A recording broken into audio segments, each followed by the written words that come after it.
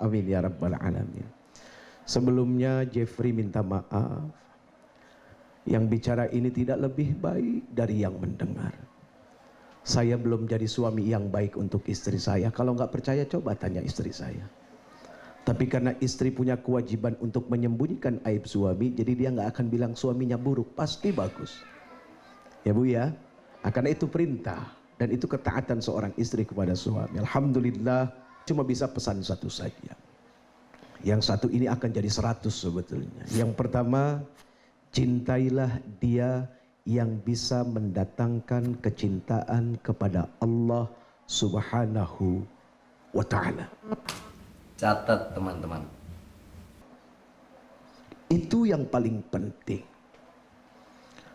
Kita nggak usah bicara orang mau berumah tangga. Seorang petani saja, ketika dia ingin menanam sesuatu dengan hasil yang baik, bohong kalau nggak dicari tanah yang bagus. Kalau nggak dicari bibit yang bagus. Apalagi kita manusia. Kita nggak kepengen garis keturunan kita berhenti ada pada diri kita. Kita kepengen terus menerus ada keturunan-keturunan yang lain sampai hari kiamat.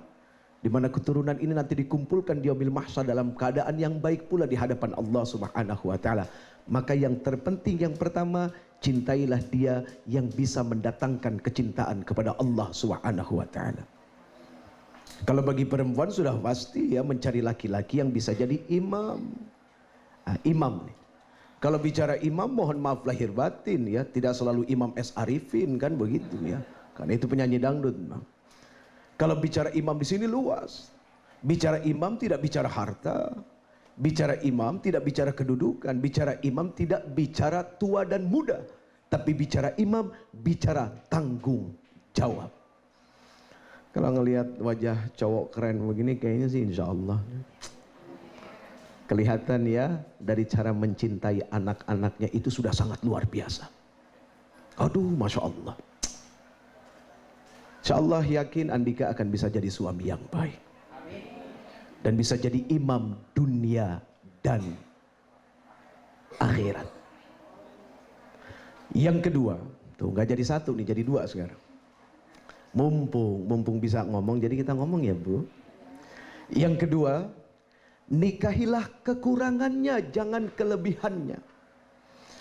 Karena nanti yang akan jadi masalah dalam kehidupan rumah tangga itu bukan kelebihan, kekurangan. Wajah ganteng, wajah cakep itu proses di awal saja ketika mencari. Nanti begitu sudah berumah tangga 5 tahun, 10 tahun, muka ganteng, wajah cakep nggak jadi jaminan Bu. Yang jadi jaminan adalah kenyamanan hati. Bohong kalau bukan nyaman hati. Udah nggak dilihat suaminya yang mukanya ganteng, nggak dilihat istri yang wajahnya cakep, tapi kenyamanan hati. Kalau saya boleh sumpah demi Allah, masalah kenyamanan hati itu penting. Oh berapa banyak ya kasus gitu kan, yang kita sudah lihat gitu. Nikahnya mahal ibu, nikah mahal sampai miliaran. Kita nggak usah bicara nanti resepsinya ya, udah lamarannya itu luar biasa ini.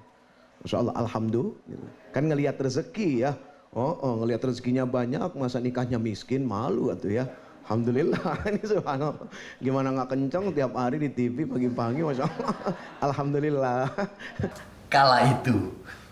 Biar ditambah lagi sama yang lain ya. Masya Allah. Nah jadi begitu.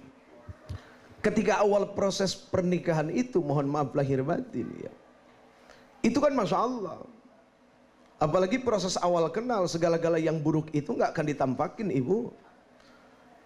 Ya, seorang kekasih gitu ya, ketika perutnya ngeberak-bek, terang karena ngeberak-bek, sakit perut maksudnya ya, persis di samping ceweknya mules itu bang, sampai keringat keluar segede-gede popcorn, saking malunya itu kentut ditahan, karena belum jadi istri ya, belum jadi suami. Tapi begitu sudah berumah tangga gitu ya, setahun, 2 tahun, 3 tahun, 10 tahun, apalagi udah pret, itu sudah umum. Itu terjadi teman-teman. Prot nih. Udah gitu dia nggak punya kontrol sama kentutnya sendiri. Aneh kan? Jadi tiba-tiba, aku kentut. Nah, kentut itu kan ada kesadaran buat orang ngedorong ya. Tiba-tiba, aku kentut ya. Kentut lagi. Gitu. Jadi kayak ibaratnya kentut yang punya kehendak keluar gue gitu. Sementara dia nggak punya kontrol Nggak bisa, atas aku nggak kentutnya bisa sendiri. kontrol. Aneh. Punten ya. Gitu. Itu sudah jadi umum, artinya kalau sudah berumah tangga, sudah mulai kelihatan lagi kekurangan demi kekurangan. Di situ masalah dimulai. Di situ masalah dimulai. Dan disitulah diuji kecintaan yang hebat. Sesungguhnya apa yang engkau cintai? Kelebihannya kah atau kekurangannya? Kalau kita bicara tentang kelebihan, saingannya banyak. Andika ganteng misalnya ya. Oh nggak usah misal, emang bener Andika ganteng ya. Kalau misal saya keliru, buta mata saya.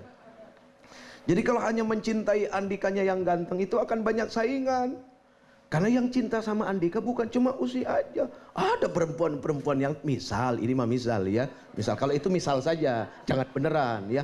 Tapi kalau gantengnya beneran, itu saingannya bakal banyak. Hah, kok Ustadz banyak?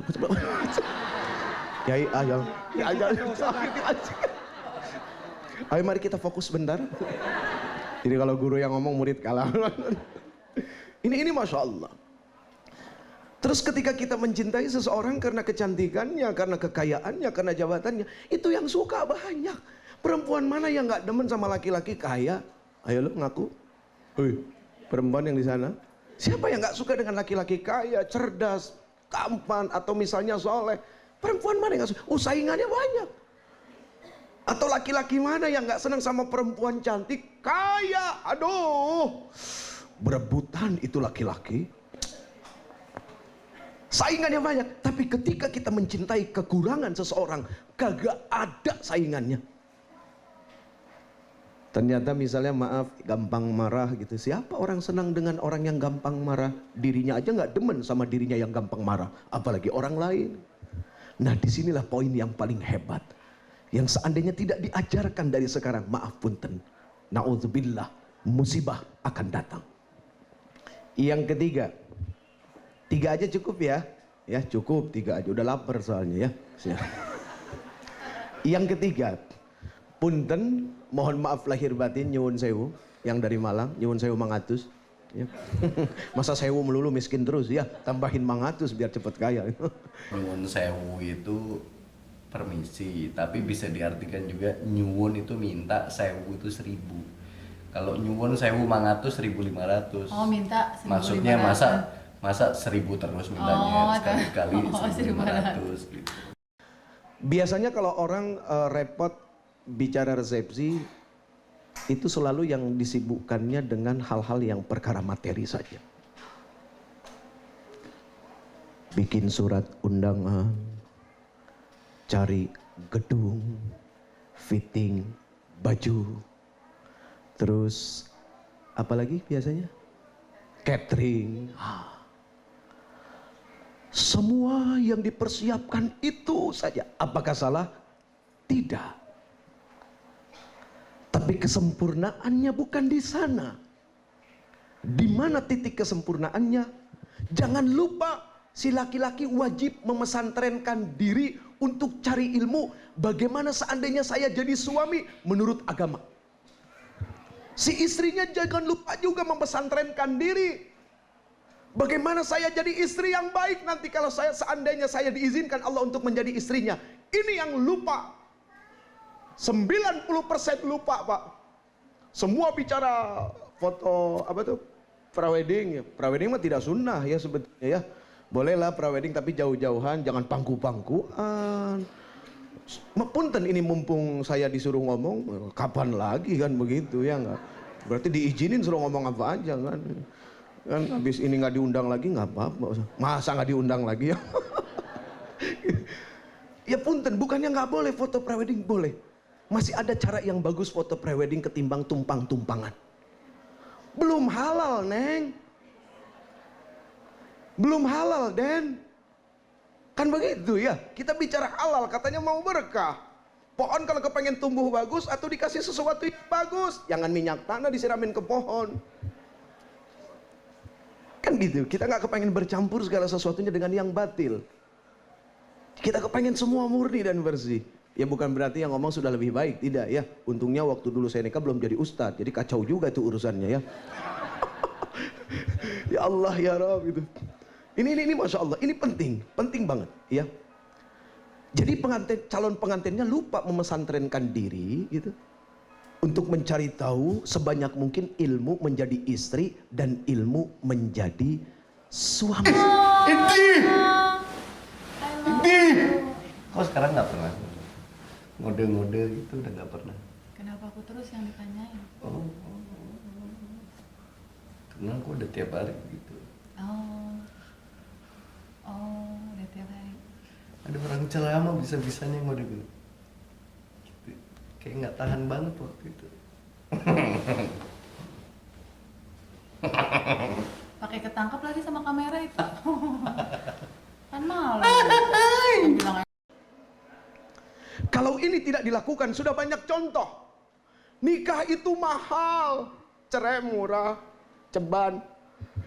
Ngerti ceban nggak bu? 10.000. Murah loh cerai. Harusnya dibalik. Cerai yang mahal, nikahnya dibikin murah. Kesian tuh yang pada punya duit pengen nikah. Tuh berapa banyak tuh. Tuh dia tuh yang pada pegang kamera tuh. Itu dia nggak punya duit mau nikah, pusing juga dia. Iya kan? Hah? Iya nggak apa-apa, muka lu nggak hati lu iya pasti. Hati mah nggak bisa bohong bang. Iya, ini masya Allah. Jadi masalah ini penting gitu. Nikah itu mahal, cerai itu murah. Jadi ini yang paling wajib untuk dijaga. Terus jangan sungkan-sungkan menjadikan orang tua sebagai sahabat untuk bertanya dan berlindung. Awas pengantin laki-laki pantang memutuskan tali silaturahim istri kepada orang tuanya. Karena begitu banyak kasus sekarang suami egois hanya untuk kekeluarganya ya. Kalau ke rumah orang tuanya si laki-laki kencang, begitu si perempuan pengen nanti aja ketemu lebaran. Ini awas hati-hati. Jadi jangan memutuskan tali silaturahim si perempuan, si istri dengan suaminya. Oh iya, seandainya nanti jadi nikah, amin. Seandainya nanti jadi nikah, amin. Harus 3 kali ya. Seandainya nanti jadi nikah, amin. Kemudian mulai berproses kehidupan rumah tangga. Bohong kalau rumah tangga tidak ada berantem. Bohong. Ya, bohong. Keluarga Rasul saja, sekelas Nabi saja luar biasa, Pak. Cuma Nabi cerdas di dalam menghadapi situasi seperti itu. Sekali waktu Rasul berada pada satu rumah istrinya yang lain. Kemudian istrinya yang lain mengantarkan makanan, Bu. Nganterin makanan nih. Ya. Begitu diterima sama yang di rumah, ditepak. Karena nggak demen tuh makanan dikirim sama istri yang lain. Jatuh. Di situ ada pembantu, ada pelayan. Apa yang dilakukan Rasul? Rasul ngambil sendiri tuh piring dan ingin menjaga kemuliaan istrinya. Dia bilang sama anak-anaknya, Abah, supaya terhormat ibunya. Ibu kamu sedang cemburu. Aduh, Rasul ya, luar biasa. Nah nanti seandainya ada pertengkaran-pertengkaran kecil, maklumlah namanya kapal dari dermaga jalan, bohong kalau tidak ada angin panas, kalau tidak ada badai, tidak ada topan. Karena kalian akan menjadi satu kapal menghadapi 12 badai, 12 topan, 12 angin. Apa itu satu kapal? Andika menjadi kapten, nakoda, pemimpin. Dan istri manut di belakang. Jangan sekali-kali istri ngerubah diri pengen jadi kapten. Awas. emang aku pernah nggak manut sama kamu? Kamu pernah nggak manut? Ngedeketin kiamat itu namanya. Tanya sama guru-guru kita nih, Masya Allah. Awas istri, punten harus rela ridho jadi istri. Jangan lagi kepengen. Apa? Emang aku apa? Nguasain. Repot dalam satu rumah tangga ada kapten 2. Yang satu mau ke kanan, yang satu mau ke kiri, bahaya. Kalau sudah memilih pemimpin, pilih dia. Relakan dia. Mau diajak kemana, insya Allah surga. Meskipun harus kejeblos ke jurang dulu. Ya, meskipun harus kejeblos ke jurang, dia adalah pemimpinnya. Awas, hati-hati. Karena ini akan mendapatkan kenikmatan yang hebat dalam kehidupan rumah tangga nanti. Kalau itu tidak diikuti, bohong kalau tidak jadi bara dalam rumah tangga. Punten, mohon maaf lahir batin. Ya, nah jadi begitu. Nah yang terakhir, kalau seandainya ribut-ribut nih, ini juga nasihat buat saya nih. Jepri, dengerin ya. Habis dari tadi nunjuk orang, mulutnya kapan nunjuk diri sendiri ya? Kalau nanti berantem jangan gampang, yang laki-laki jangan gampang ngomong, gua ceraiin lu. Aduh, jangan. Itu si perempuan sakit banget. Kecuali memang udah mentok, ya. Itu harus diungkapkan buat ngancurin hatinya yang keras. Boleh diomongin. Tapi itu pun mesti hati-hati. Untuk ngelunakin hati yang keras. Tapi kalau sebentar ribut, wow, kacau. Apalagi si perempuannya juga ngomong, sebentar ribut, ceraiin aja gua. Aduh. Jangan punten ya, punten. Ya sudah, pengantin bau ya. Buat pengantin bau kasur, bau sumur, bau dapur, artinya sudah berpengalaman. Punten kalau ada masalah dalam rumah tangga, jangan malu-malu minta pendapat ulama. Quran jadi jawaban yang paling bagus. Hadis Rasul jadi jawaban yang paling baik. Kalau sekarang ada yang pisah ranjang, bukan buat cari kesalahan satu sama lain. Justru pisah ranjang dalam agama untuk membuat diri merasa, aduh ya Allah kok jadi sendiri ya, gak enak ya, aduh kok gulingnya gak bisa bernapas gitu ya. Harus itu. Bukan justru dua-duanya malah cari pengacara gitu ya, buat nyari kesalahan masing-masing. Ini kelirunya yang terjadi di zaman sekarang. Baik, ini saja. Mohon maaf sekali lagi, saya Jeffrey Al-Fakir Ad-Da'if Ilallah. Miskin ilmu, kurang amal, nggak sempurna dalam ibadah, bahkan miskin pahala.